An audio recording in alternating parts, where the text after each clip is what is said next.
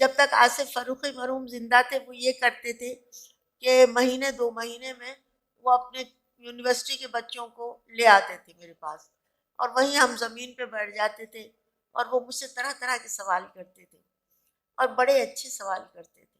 وہ جاننا چاہتے تھے، وہ اور مزید جاننا چاہتے تھے جو انہوں اسکولوں اور کالجوں میں نہیں مل رہا تھا.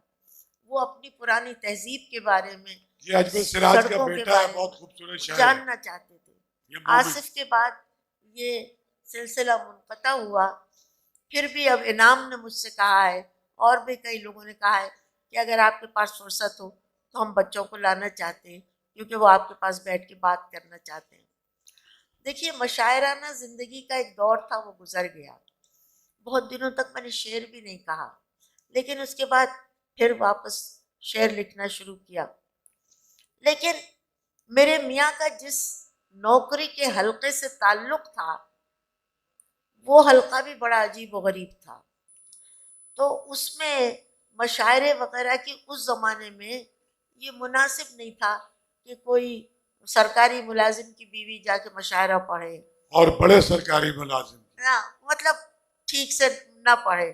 تو لیکن انہوں نے نہ کبھی اس چیز کو مائنڈ کیا، نہ میرے بزرگوں نے کیا. میں تو آرام سے جو مشاعرہ اچھا لگتا تھا وہاں چلی جاتی تھی. ایک مشاعرے کا قصہ میں آپ کو سناتی ہوں. پنڈی میں ایک مشاعرہ تھا، اچھا مشاعرہ، اور سردی تو بہت تھی. ہوا یہ کہ اللہ غریق رحمت کرے، قیوم نظر صاحب وہ جو مشاعرے کے سیکرٹری تھے انہوں نے میری کچھ زیادہ تعریف کر دی. قیوم نظر صاحب کھڑے ہو گئے، انہوں نے کہا کہ اس مشاعرے میں ہم سب شاعروں کی بے عزتی کی گئی ہے تو ہم واک آؤٹ کرتے. اور سارے شاعر اٹھ کے چلے گئے. اب اسٹیج سیکرٹری میں دونوں اسٹیج پہ رہ گئے. میری تو ٹانگیں کانپنے لگی. میں نے کہا بھائی یہ کیا ہو گیا، یہ تو پورا مشاعرہ ہی ختم ہو گیا.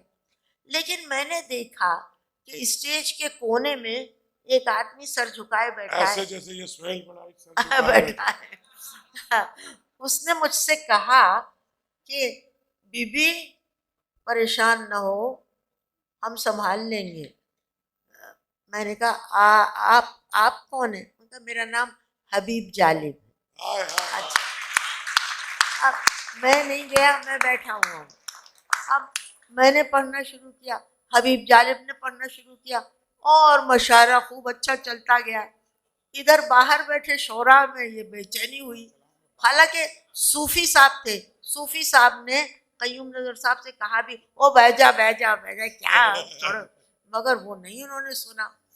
لیکن پھر شاعر خود واپس آئے اور مشاعرہ مجھ پر اور حبیب جالب پر بہت اچھی طرح ختم بھی ہو گیا. تو ایک قصہ ہے یہ زندگی کا، باقی کبھی کوئی ایسی بات نہیں.